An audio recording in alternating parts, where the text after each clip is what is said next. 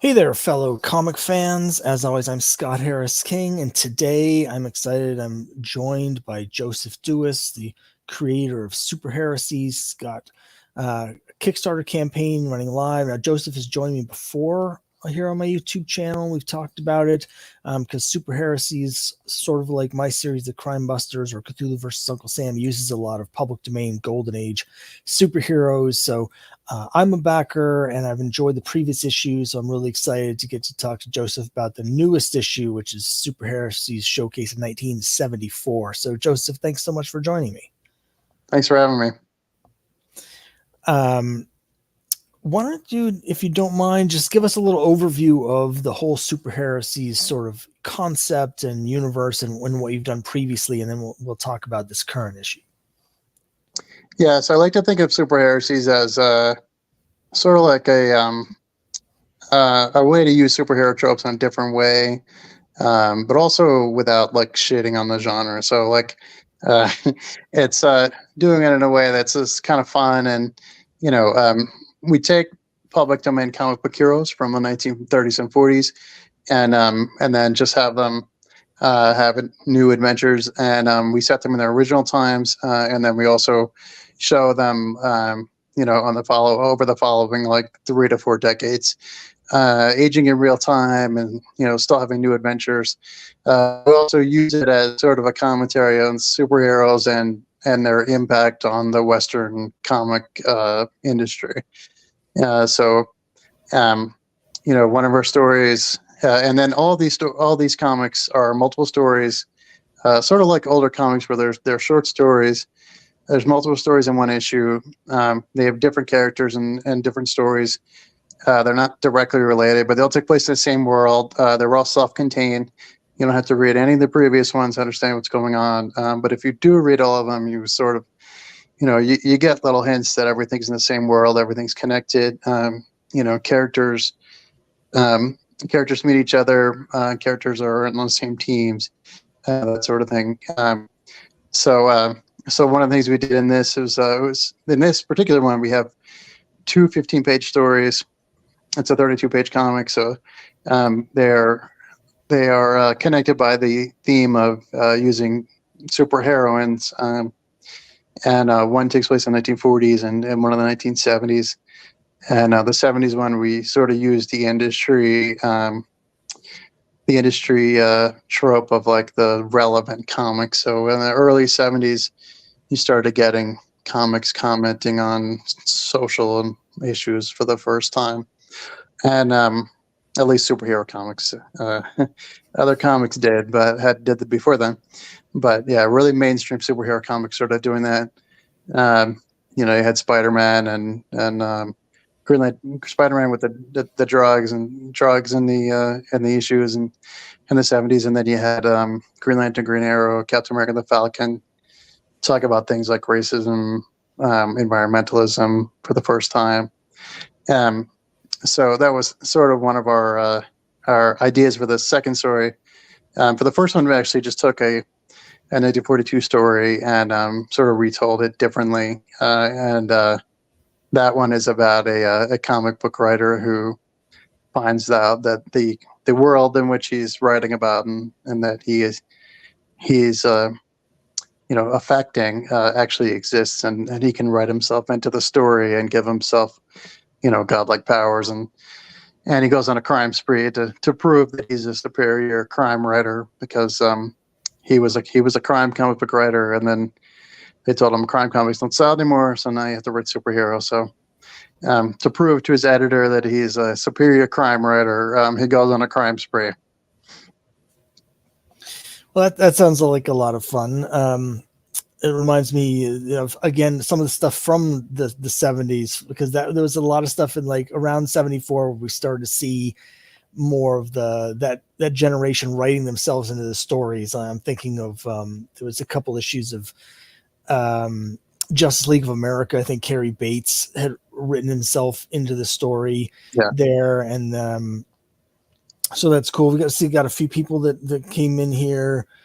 Silver Knight Kyle says, good evening, fine creators. Thanks very much for joining, Kyle. Really appreciate it, as always, stopping by here. And why don't I call up here the campaign so we can take a look Okay. at your campaign. We're here in down to the last day, last 24 hours of the new issue, Superheresies Showcase 1974, which we were just talking about. As always, I want to just get a slight disclaimer, which is that when I'm looking at the screen and scrolling and stuff, I can't see any comments or anything. So if anyone's commenting, I'll get to you as soon as I get back to the page. But here we are.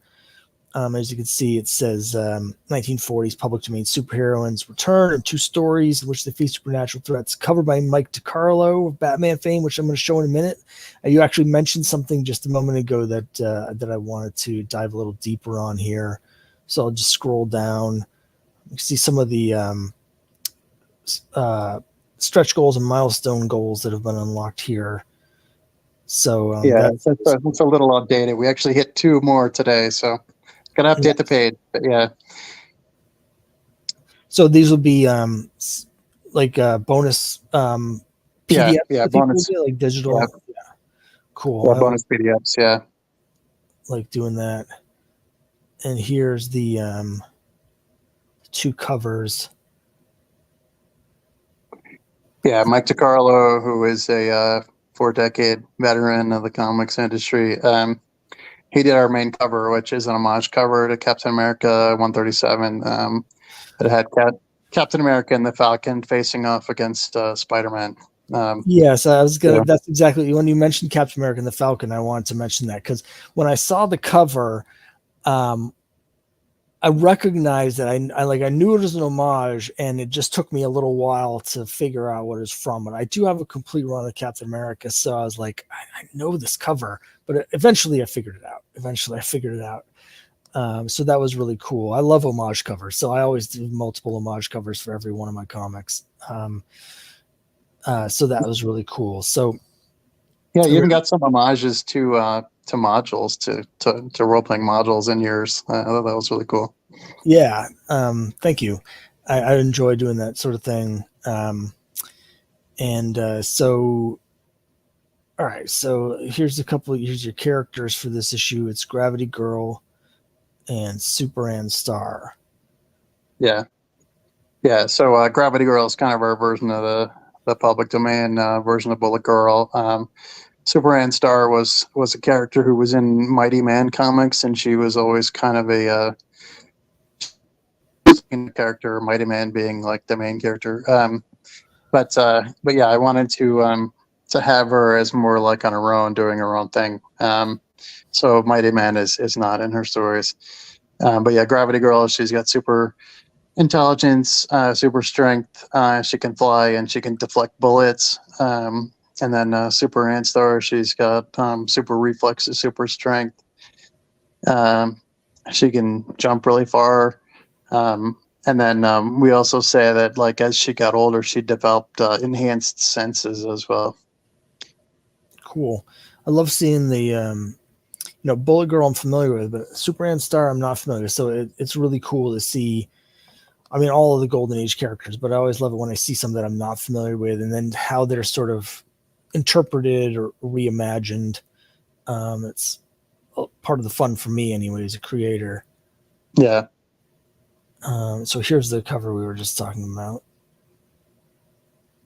Yeah, that's the Mike DiCarlo cover. Jerome Rapaja, our colorist, colored it with flat colors. I put that little box in corner. Winston Jordan, who passed away just a couple of weeks ago, he did our Heresy Studios logo. And then David Jackson, he did those little figures in the corner there. Yeah, it's real cool. When I'm doing my homage covers, a lot of times the part that I'm actually have the most fun with is trying to get the design elements to look as like, the corner boxes and all that stuff. That's I get a little too obsessed with trying to match the fonts and stuff like that. Like I was going to do an homage to Dracula #1 and I just couldn't figure out the font, so I haven't done it yet. Yeah, I tend not to match that stuff exactly. In fact, this is the first time I've ever done a corner box. But yeah, usually I usually take some elements off of the cover so they're not so busy when I do an homage cover. So like we don't have like issue numbers or anything like that. We don't have a comics code seal either. Yeah, it's I usually just kind of take like the main idea, maybe some of the poses. I don't want to do it like too close, you know. But yeah, just like it's enough where you sort of get the idea, you know, without it being like exact, you know. Yeah. No, I mean, When I do mine, I like to get them as I want to get them as absolutely close as I can. But sometimes, well, any kind of homage cover is cool with me. There's a lot of different ways to do it. Sometimes I get a little too close, actually, but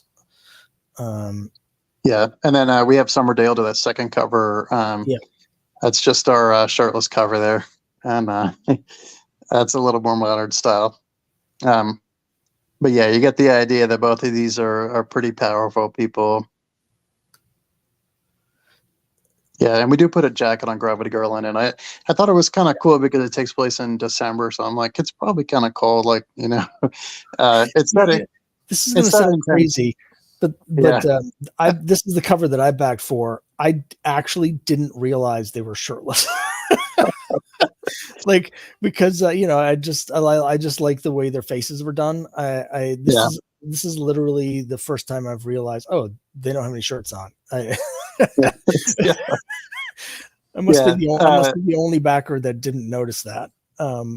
Yeah, she did our variant last time too, which was pretty cool. That was our Diamond Jackie variant. But yeah, this one I was like, let's just make it a little bit more risque, without being like, you know, porn, you know. So it's like let's just try it, you know. So yeah. All right, and then so we got some sample pages right here. We got to use these logos by Winston on the interior, which for Gravity Girl, it's on the interior cover. We formatted these stories a little bit differently from each other in terms of lettering and layout. So the Gravity Girl wanted to make it look a little bit more like a Golden Age story, and so it has an interior cover. It's got a little blurb about what the story's about on the front, and you know, like and we do the dialogue bubbles a little bit differently. So it's supposed to kind of feel like an older story.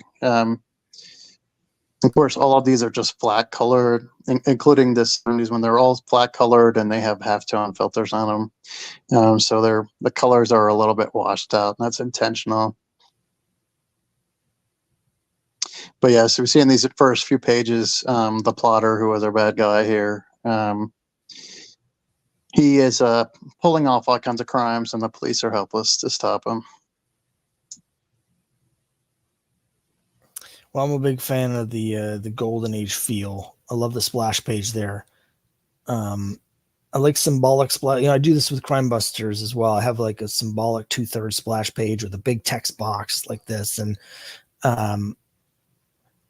yeah, I really love interior covers. Yeah. We usually have done those, and it's almost like you get a second chance, you know, to make a cover.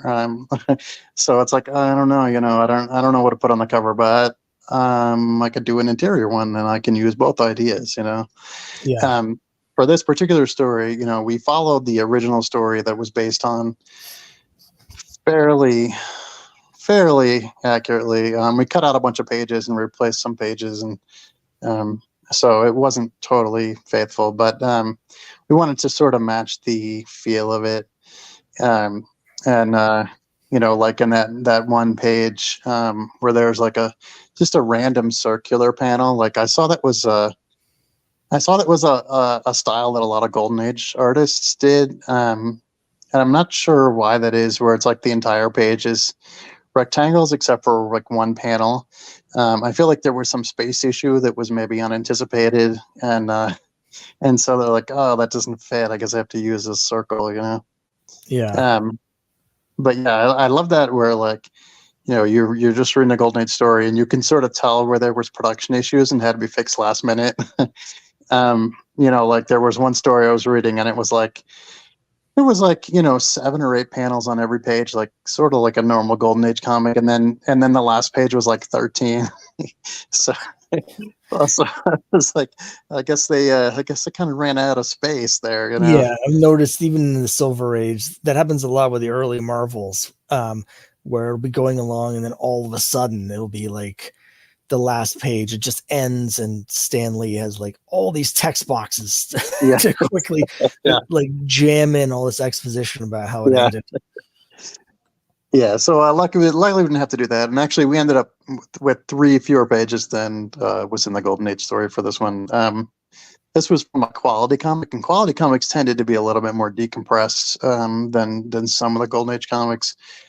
So they wasn't like too busy with the number of panels. But yeah, so this one is the second one's called A Little Super. It's based in the 70s. It's a little more modern looking. But again, we sort of did the lettering a little bit differently to make it look like a 70s comics. In the 70s, a lot of dialogue bubbles were sort of smashed into the corners, so that there'd be more room for art. So we do that to a large extent in this one. This one is a more original story, but it's kind of a mix of, I guess, like maybe 4 different public domain comics. Of course, Superman was from the 40s, was in Amazing Man comics, only had like I think 2 appearances. And then we also use elements from Skywald comics from the early 70s. They had a line of horror magazines, and they had a superhero comic, and they had a few other things. But yeah, they were mostly known for horror comics as black and white horror magazines. In the early 70s, they did a lot of horror comics came out as magazines as a way to circumvent the CCA. So so Skywald was one of those, and really only lasted 5 years before it was kind of forced out by the big 2. But because they didn't properly mark their comics with proper copyright notices, they're all public domain now. So it's probably some of the latest public domain comics that you'll find. But yeah, so we used some. There was kind of a plot in Nightmare about toxic waste monsters, and that was the main premise of this. And we used some elements from Scream, which was another one of their comics, and from Hellrider, which was their superhero comic about a motorcycle. He's a superhero who rides a motorcycle, and then yeah, same guy created Ghost Rider, created Hellrider. And then of course the Superman stuff from the 40s, and I just kind of mixed it all together, and came up with something new. Yeah, that's cool. I see Kyle over here says the heap as Skywald's heap, Yeah. but Yeah. it's perfect for 1974. This sort of toxic sludge monsters, because there was definitely a lot of that going on in the stories in the early 70s. A lot of sort of like pollution creating, environmental creatures that are punishing us for messing with the environment. So that's really cool. I've thought about using Butterfly from the Skywald. Yeah, the first black female superhero. Yeah. But I need the right story to do it. But that's really cool. Yeah, just looking at the splash, as soon as I saw the person on the motorcycle, I was like, oh, here we go. So it's a nice early 70s. A lot of people on motorcycles. Yeah, it's always like, in the 70s, there were really, pop culture was really big into biker, stuff. So, so it's like about a motorcycle gang, and our hero rides a motorcycle. There's all kinds of motorcycles in the story. And yeah, the artist, Raul Crespo, who's done a bunch of comics for us, he said he never drawn a motorcycle before. And, I was like, "Well, you're gonna get a lot of practice, Cool. And so, let me just keep scrolling down here. Now you have a couple other things that people can get in addition to the new issue. You've got the the companion piece. So, what can you tell us about this? Does this have like Golden Age reprints in it? Yeah, they're just reprints of the first appearances of the characters that inspired ours. So first appearance of Bullet Girl in Master Comics, first appearance of Superman and Amazing Man Comics. You see, it's actually a Mighty Man story. She never got her own sort of title or title font. But yeah, she was kind of a character who was surreptitiously helped by Mighty Man without her knowing it, and that was like her whole spiel, you know. But thought that was kind of unempowering. So it took the whole Mighty Man thing out. But yeah, she. So you know, that's kind of how she started out, and then you know, in our version, she sort of, as the years went on, she sort of changed her style and became a little bit disillusioned and grew up a little bit. Very cool. And then you can also add on the previous issues of Superheresies Showcase, which is cool. Yep, yeah, we have 3 previous and 2 previous companions. Yeah, so then we also have T-shirts for the first time. My youngest daughter wanted to pose for that. It's a little big for her. I'm just curious on a technical level. This may not be as interesting to other people, but as someone who does Kickstarters myself, I've been really hesitant to get into things like clothing, things where there's different sizes and stuff like that. So how has that been for you? Well, we'll see. This is the first time we've done them. So I figured out how to do it, and I ordered one for myself. Through Printify, so it's going to be drop shipped to all the backers. So it comes separately from everything else. It goes directly from Printify to the backers. So it does not come to me. I don't need to worry about it. I've only got a couple people that want T-shirts right now, so I hope it isn't too difficult to manage the sizes and things like that. Obviously, you got to fill out your survey. To make sure you get the right size. Yeah, that's why I was a little bit hesitant about it, because some people just don't want to do the surveys. But yeah, if you don't do the survey, you're not getting your shirt. So yeah, so this is our rewards chart. As I said, is a little bit out of date as of today.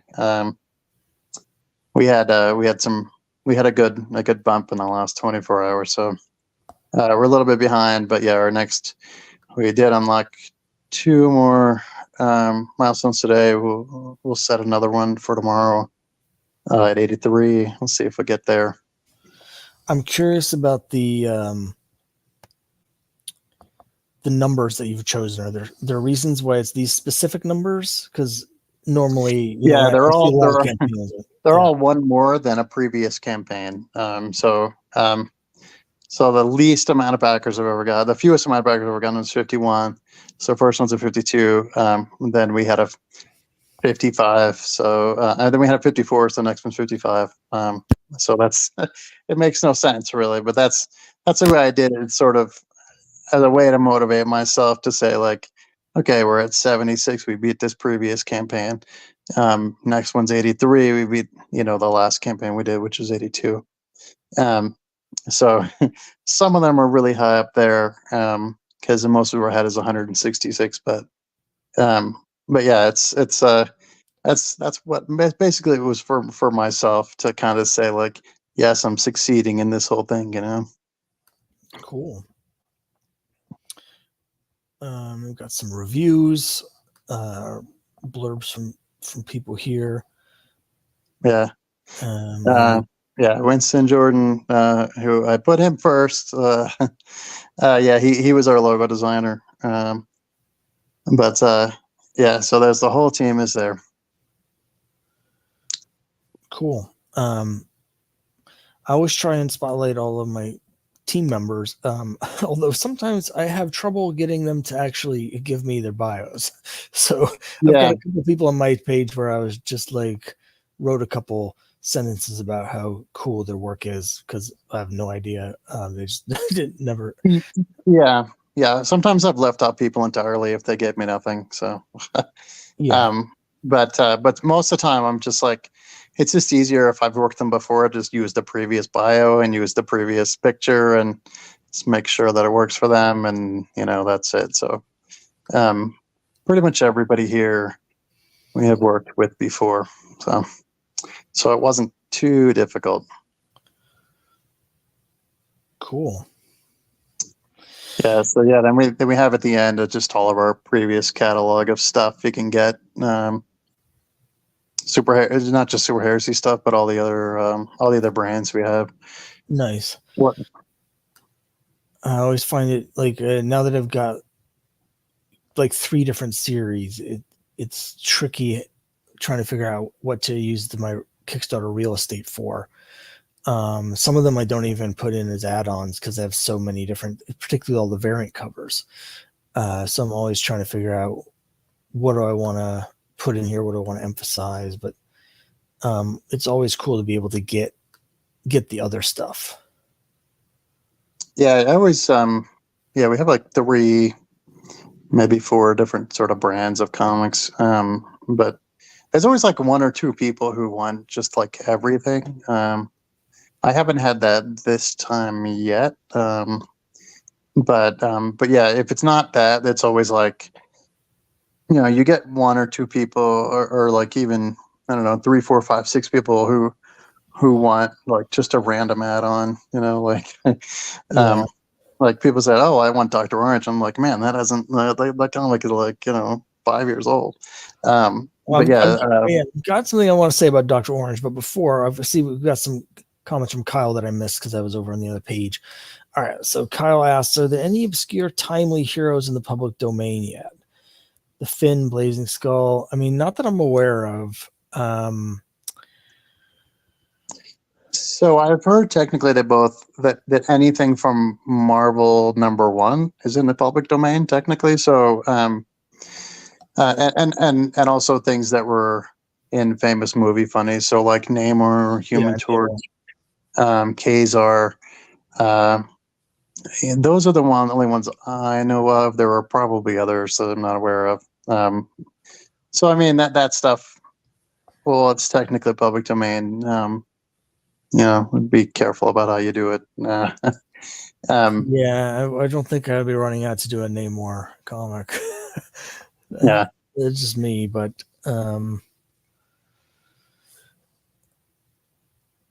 let's see. He asked, "Who's your favorite Golden Age superhero and why?" Man, that's a hard one. You have a lot of them. I don't know. I guess I'll say maybe Duke of Darkness, who we used in a previous comic. Was almost like a Spectre knockoff. But like weirdly, like he was just like, instead of like being all sort of ominous, he just sort of talked like a normal guy and was sort of relatable. But he also had those like amazing ghostly powers. And we used them in one of our previous comics.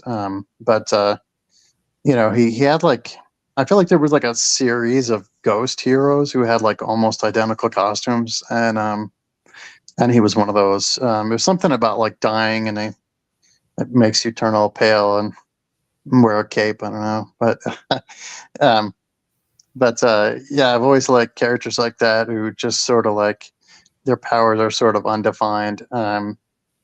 And weirdly, like the weirdest thing about the characters, like this is like a character who is very powerful, supernatural character. But he would do this thing where like his old boss, like he was a cop before he died, and his old boss like wanted to take him down. So his old boss like arrested him, and rather than try to escape or anything, he just sort of stayed in jail. And then anytime he wanted to go out and fight crime, he'd just like go through the wall and fight crime, and then he'd come back and pretend like he never left. And it's just like such a ridiculous charade to be doing. Like if you're like this all powerful ghost, like why would you do that? It's almost like kind of sad. Like he almost wanted to have some connection to the people, who we knew in life, but didn't remember him or didn't recognize him. That's cool. Yeah, that's there's so many characters from the Golden Age that like haven't been used, and so many, like I keep discovering new ones that are stranger and weirder than the last. So yeah, that's a cool choice. Of course, mine is Crime Buster, which is why I've done the Crime Busters. But even within the pages of Boy Comics, there's still a number of characters that I haven't used yet. Just have to find the right stories. There's a character named Bombshell, Son of War, that I would like to use, but doesn't really fit in with what I'm doing with Crime Busters. But like Young Robin Hood is another one. Yeah, Young Robin. Yeah. Yeah. So there's a lot of. But then there's others that I might eventually get in, like Swoop Storm is someone that would actually fit in a lot easier because he's basically just Air Boy. Anyway, sorry, you were about to say something. Yeah, it's kind of amazing how many Archer characters there were. It was like a whole subgenre, like you had the Archer, you had Young Robin Hood, you had regular Robin Hood, you had the Bronze Terror, you had Green Arrow, of course. Yeah, it was just like the Spider. One of the spiders was an Archer. But yeah, it's like it's kind of weird, like in an era in which like a bow is obviously an obsolete weapon. It had sort of a renaissance in superhero comics in those days. Yeah, what I was going to say about Dr. Orange is that back in the 90s, I had worked out this giant like storyline for a character called Dr. Orange, and I wanted to do like this whole series of comics, and I never got around to doing it. I always had it sort of in the back of my head, and then I saw your Dr. Orange on one of your previous campaigns, and I was like, oh, someone took the name Dr. Orange. I guess I won't be able to do that. Yeah, that's funny. I got a lot of people saying, when you're going to do more Dr. Orange. It was supposed to be a one-time story. I think we're going to do one or two other ones, but we'll get to it eventually. But yeah, it's probably not similar to what yours was. It's a story about a schizophrenic who is tortured by a jack-o'-lantern. Yeah, it's safe to say mine was not that. Kyle says, "Bring back the clock." The clock, yeah. So the clock, if I remember correctly, he's got a thing that sort of hangs down, sort of like what's that guy's name from Wildcats, Grifter or whatever. It's just like a sheet that hangs loose, and I've always hated that look. I just I can't stand the design for the Grifter, and so when I see the clock, I'm just like, it's like he's just wearing a napkin on a headband. I don't know. I just don't like that look. Yeah, they actually did bring back the clock in a Dynamite comic I read. But yeah, it's funny to me how the clock, and there's a whole generation of characters like the clock come. They actually predate comics. I mean, they predate superhero comics, but yeah, like there was a whole generation of these people in the pulps who basically their costume was formal wear and a mask, and they didn't have powers. And you had like the Spider, you had what's her name, Lady Domino, like all these characters who essentially, that was their costume. It was sort of like a middle ground between what we now consider superheroes and the more traditional like action pulp heroes. It's always interesting to me because by the time Golden Age comics, Golden Age superhero comics really started, you still had a lot of characters like that. So it was this weird kind of transitional period where, you'd have like the Wesley Dodds Sandman at the same time as Superman and the Spectre, and all these characters who didn't have established superhero tropes. who were hanging out with people who we pretty much considered to be the definition of superhero. Um, so you had like a lot of people who were copycatting Superman in some way, um, but didn't quite go all the way there. And some of them were more in the tradition of pulp heroes, and there was everything in between. But yeah, it's really interesting time to me because nothing was really established. Like a code against killing that didn't exist. Something about secret identities. Only some of them had them. The idea that you had to have a code name or a costume or a mask, all that stuff was kind of optional. And even the trope of crime fighting was optional. Some of them never fought crime. Some of them just fought the Axis. So some of them took a very active roles in the war, and some of them didn't. But yeah, it's to me, it's like really interesting to think about, like, if there had been no comics code and this stuff had never been sort of formalized and tamped down, and a lot of these companies that went out of business because superheroes weren't popular anymore.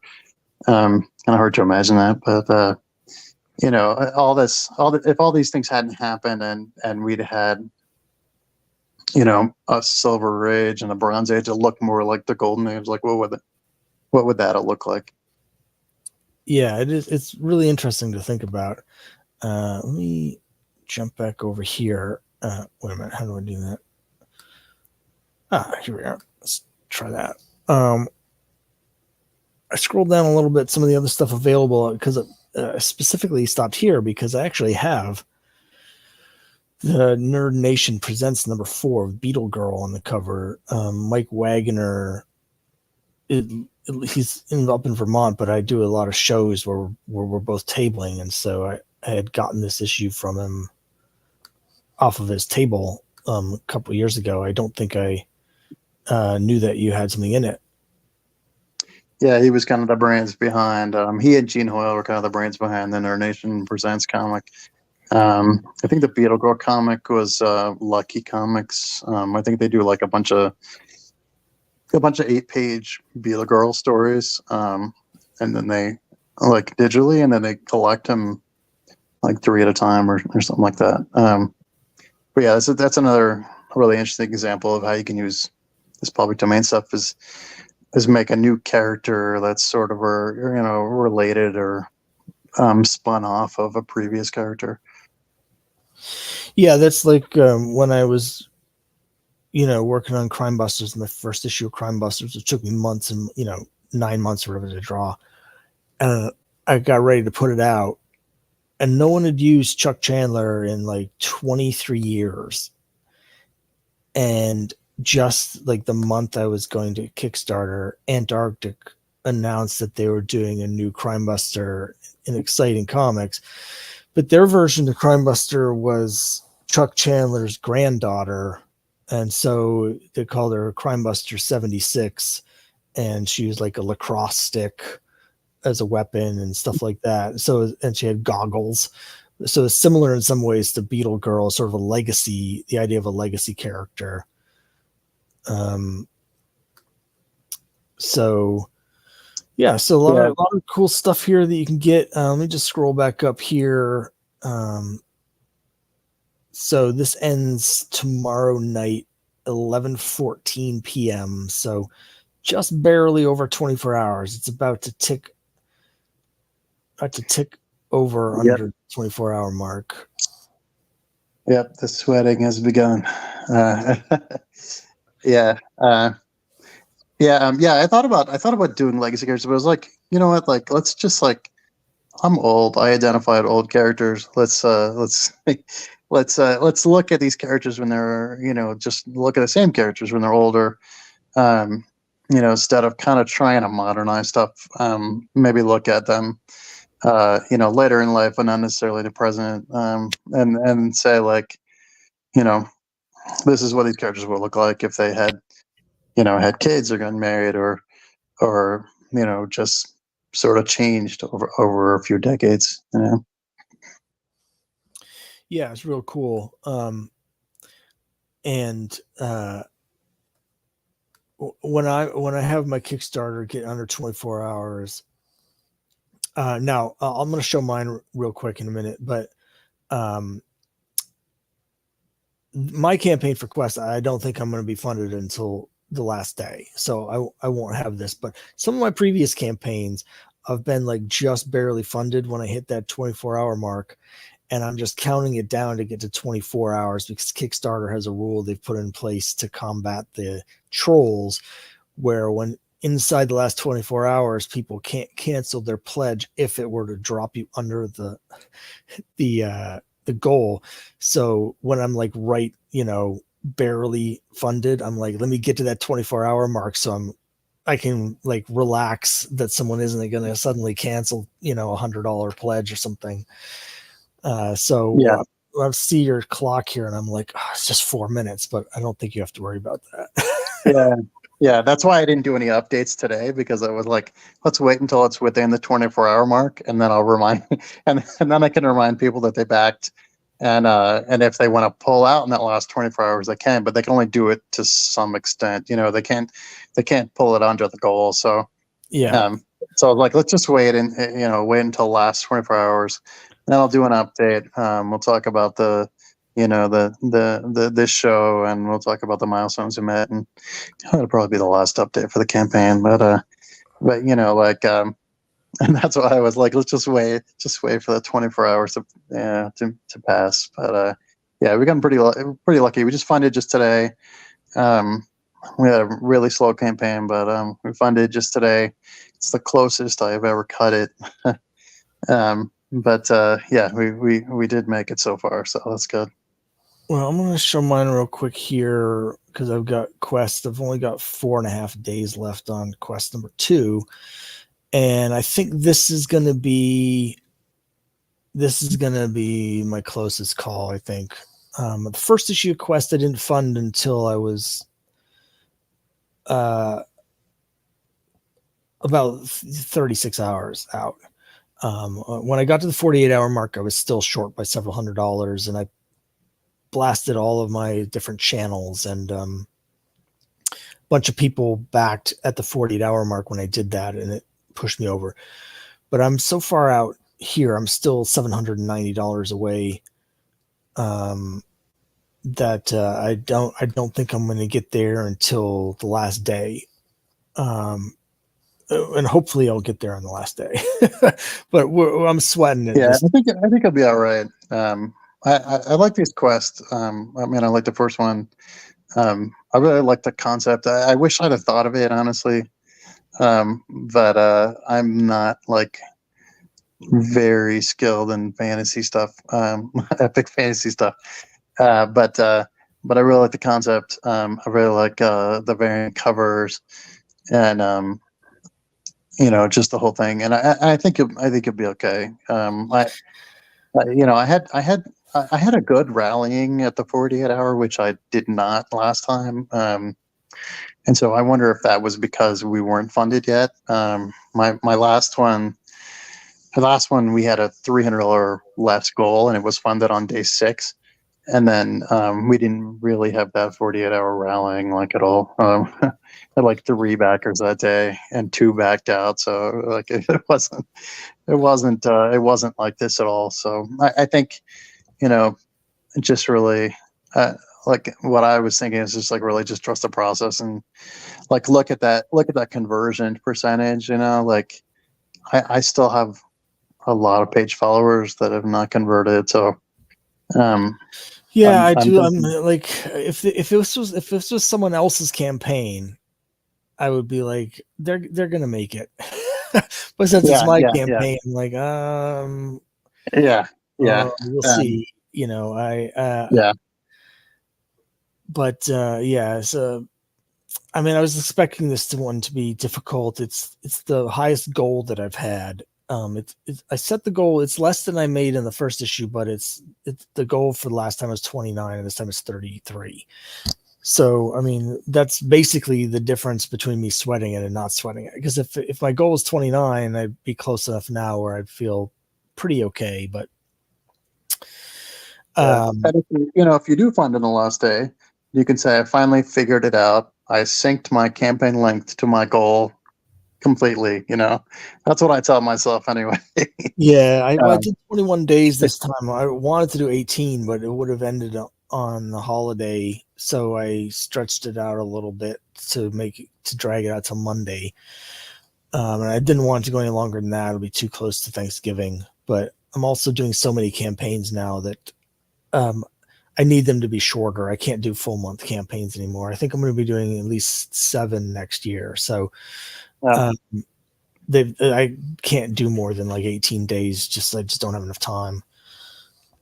And that was the other Yeah. thing, was like because I'm putting out so many, I didn't have nearly as much lead up time. So when I launched issue 1, I had 120 followers, but when I launched issue 2, I only had 80. So I had 2/3 as many followers to start with. So it was a slower start. But I'm really grateful for all the people that have backed me so far. I did get several backers today, so we're making progress. The last 48 hours before this was absolutely dead. I was starting to get worried. But Yeah, I think around now or maybe tomorrow I'll probably see a little bit more pickup. I know with mine I think it was in third or fourth to last day is when I started getting like a handful, and then really last night is when it really picked up. So it's almost over, but yeah, it was actually within 2 hours before that 48-hour notifications. It was a little bit before. So I think it was people just kind of had been looking at the page and realized, oh, I guess it's not going to fund. I guess I should I should back it. Um, but yeah, I think you'll be okay. yeah, so I mean, we talked a lot about the homage covers. This is the regular cover here by Rock Alves, who is the interior artist for this issue, and this ended up being an homage. I didn't know it was going to be, but when he sent it to me, he mentioned that he had found this issue of Savage Sword of Conan that he liked, so he's working from that. So it's an homage to Alex Ross cover from Savage Sword of Conan 1, and then there's a bunch of homage covers that I've done.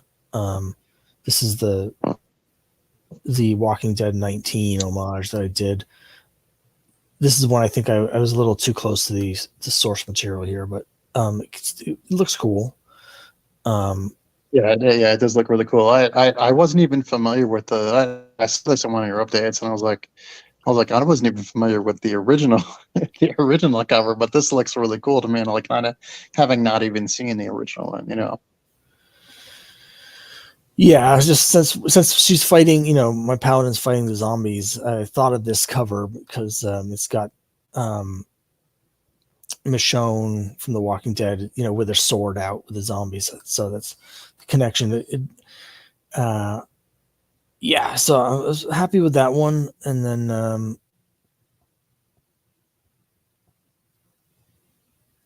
my D&D module, which is it's the most popular reward that I have, is actually the module. This is the one that has the bonus pages with the gaming materials, so you can play through the comic in your home D&D game. So that's the most popular award, and then this is a really cool cover from a guy named Mannix. Mannix Francisco did this, and then I did some like this homage. It's the same art from the regular cover, but I just changed the design so it looks like the old TSR books from the 80s. Yeah, the Unending Quest, is like a choose your own adventure type of. Yeah. Yeah, that's cool.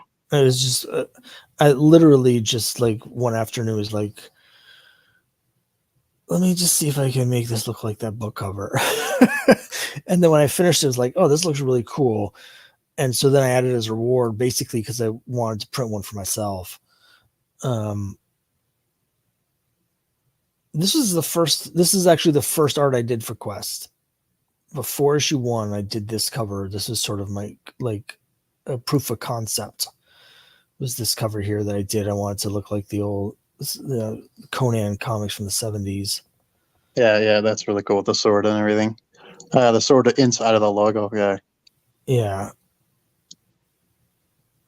So anyway, that's my campaign, Epic Fantasy. I'm ending Monday night at 9 o'clock. So I'll be doing another live stream at 8 o'clock Eastern on Monday night to count down the last hour of the campaign. Yeah, I love when people do that when they do like a live stream to count down at the end of the campaign. I just think it's really, I've never done that myself because I'm always like doing something else. Like I'm always like reading to my kids or putting my kids to bed or something like that. But I actually think I'm going to start ending campaigns earlier in the day because looking at some of my analytics, like since we're like in mountain time, like I'm not seeing like a ton of activity like late in the day. And then, if you end your campaign earlier in the day, people will get that 48-hour email, like, close to the workday or during the workday. So yeah, that's something I'm thinking about. I don't know. We'll see. Yeah, my 48 hours is not going to be great because it's going to be going on Saturday night at 8. So it's not really a great time to be ending a campaign. I prefer to end on Fridays, but it just didn't work out this time. Yeah, that's why I ended on Thursday this time. I usually either end on Tuesday or Friday, but I tried ending on Thursday because I was like, Tuesday is the most busy day on Kickstarter. So I did Tuesday. It's still kind of late at night though, so it's not like during like a prime backing time. But I don't know. It seemed to be okay this time. So, but yeah, I think because when you end on a Tuesday, it's like Sunday night and it comes out, and I'm like, I don't know about that. Yeah, we'll see. But I think the 48-hour notification is always good.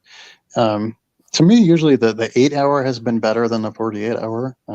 But the 8-hour is like those really really last minute people. So sometimes there's like sometimes it's good at 8 hours. Sometimes 8 hour, it's like it's too late by then. But yeah, like usually get better 8-hour than 48-hour. So yeah, if you're in on a Monday, you may see something at the 8-hour too. So yeah, okay. All right. Well, I want to thank you very much for joining me. I appreciate it very much. You still 24 hours left to back Superheresies Showcase 1974. I'm a backer already. As I mentioned earlier, I got the one with a shirtless cover without. It must be the only person that's gotten a shirtless variant and not actually realized they were shirtless. But you got some more sleep. I was my eyes were up here. My eyes were up here. I didn't even notice. Stop doing Kickstarters. Get some more sleep. Yeah. Yeah, it's basically just Kickstarter 24 hours a day. I've got a new live stream tomorrow night, and then I'm doing one on Sunday, and then another one on Monday. So, but then I'm not doing any more Kickstarters until January. So we've got 2 months off in between to try and get caught up a little bit. Yeah, well, that's good. You don't want to do it too late in the year, and January's a good time to just do the next one. I'm not sure where mine's going to be yet. It shouldn't be too long because it's just going to be a trade of previous stuff mostly. But yeah, we were going to do a trade of all the Dracula stuff, so it's long overdue. Cool. Pretty much out of the third Crusade of Dracula books, and we're gonna repackage all the 4 issues. New cover, and then just do a trade, and do kind of a simple campaign, not as many tiers, no draw-ins, that kind of stuff. So hopefully it won't take too long, but yeah, we'll see. I'm looking forward to like just kind of like that Thanksgiving Christmas period where you're just sort of like not in a hurry to do things. Yeah. All right. Well, thanks very much for joining me. I think we'll end the live stream here. Again, 24 hours left to pick up Superheresies Showcase. You can also pick up all the previous issues if you missed them. Check out all the cool public domain Golden Age characters, stuff like that. And then when you're done with that, go over to Quest and back that one. Make sure that it gets to the goal, so you can get your rewards. So 90, what is it, 97 people? So 97 more people can get the rewards. Yeah. And I'm unlocking as you have like a lot of bonus rewards. So I got 5 digital bonus comics that are free, and it'll be a couple more. So you're not just getting quests; you're getting a bunch of other cool stuff. Trying to do mostly fantasy comics as well, so to keep it on theme. So, all right, thanks very much for joining me. I really appreciate it. Thanks for having me. Yeah, and thanks everyone for coming.